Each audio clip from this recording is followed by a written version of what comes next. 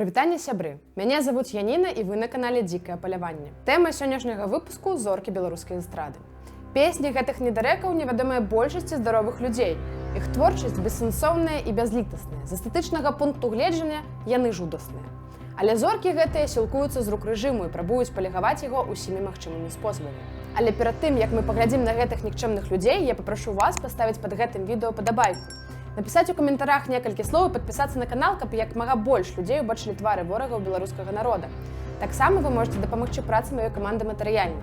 У апісанні я пакінула спасылку для ахваравання. Цяпер пачынаем. Жвавыя блізняткі Груздзевы, Валянціна і Аляксандра, уражэнкі Гродна.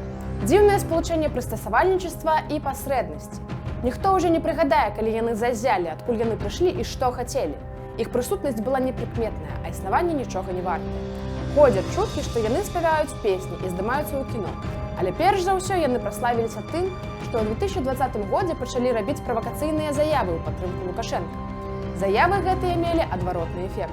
У сацыяльных сетках сёстры Груздзевы падвяргаліся ганненням, але яны ўсё ж такі ніяк не ўгаманяцца. Наступная ў нашым хіт-парадзе палюбоўніца Лукашэнкі Ірына Дарафеева. Ходзяць чуткі, што яны сустрэліся ў 2007 годзе. З шырокай рукі Лукашэнка прызначыў Дарафееву тварам Беларусі. Фотаздымкі спявачкі пачалі з'яўляцца на плакатах, торбах і нават бейсболках. Яна справаджала Лукашэнку на адпачынку ў Сочы і жыла ў яго рэзідэнцыі падчас славянскага базару ў Віцебску. Яна таксама падарыла дыктатару на дзень нараджэння песню з паэтычнай назвай «Мой анёл непараўнальны, незямны і нерэальны». Прайшлі гады, прайшло і каханне, але Дарафеева засталася ў шоу-бізнесе.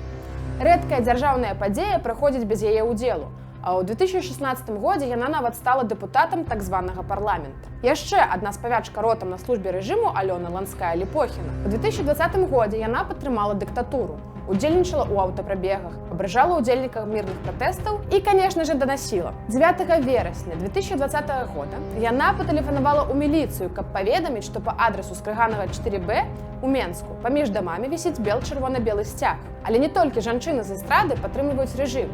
У нас таксама дастаткова і спевакоў мужчын. Напрыклад, Руслана Лехно. За нізкай цаны на выступленне яго часта заказваюць на міліцэйскія карпаратывы. У 2020 годзе ён ніяк не перакаментаваў беззаконне, якое панавала ў краіне. А ў 2022 годзе ён адкрыта падтрымаў расійскую агрэсію. Нядаўна ён з задавальненнем паведаміў на сваёй старонцы ў інстаграме, што выступаў у Херсоне, захопленым расійскімі фашыстамі. Альбо легенда беларускага агратрэша маэстра Александра Саладуха. Праўда кажучы, гэты вырадак нават крыху смешны. Але занадта моцна ён падтрымлівае Лукашэнка. Тусаваўся з ім на дні незалежнасці ў 2020 годзе. Прысутнічаў на таямнічай інаўгурацыі і заахвочваў людзей удзельнічаць у незаконным рэферэндуме. І зараз, як быццам бы нічога не адбылося, ён ездзіць па Беларусі з гастролямі пад назвай «Маладыя хлапчукі». І хтосьці ж прыходзіць на яго выступленне. На маладым хлапчуку скончыцца наш хіт-парад. Я маю на ўвазе Германа Тітова, сапраўднае імя і прозвішча якога Дмітрый Карпінчык. Сцівасць і амаральнасць гэтага персанажа здзіўляе. У 2020 годзе ён заткнуўся, ніяк не каментуючы падзеі ў краіне. Але яго дзеянні казалі гучней, чым усе словы. Ён заўсёдашні ўдзельнік і вядучы розных дзяржаўных мерапрыемстваў. Ён таксама зусім не саромецца пагражаць былым калегам.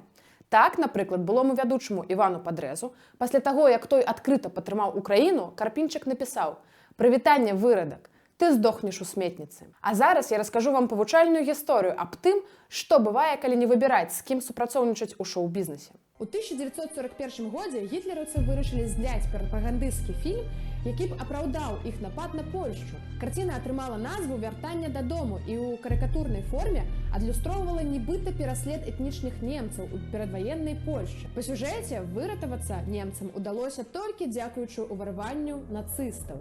Палякі ў гэтым фільме паказаны бескультурнымі, дурнымі, напышлівымі і жудасна агрэсіўнымі. Па задуме немцаў гуляць ролі антаганістаў павінны былі сапраўдныя палякі. Адбор акцёраў быў даручаны польскаму акцёру-калабаранту Іга Сіме, якога яшчэ да пачатку вайны завербавала нямецкая разведка. Многія акцёры адмовіліся здымацца ў гэтым фільме і паклёпнічаць на ўласную радзіму, але знайшліся і тыя, хто пайшоў на супрацу. Выхад фільма выклікаў абурэнне польскага грамадства і яго падпольных структур. Помста не прымусіла сябе чакаць. У тым жа 1941 годзе калабарант Іга Сіме атрымаў сваю кулю ад польскіх падпольшчыкаў. А ў 1944 годзе на лаву падсудных селі польскія акцёры, якія пагадзіліся ганьбіць сваю нацыю. Завошта яны атрымалі ад 3 да 12 гадоў трымання.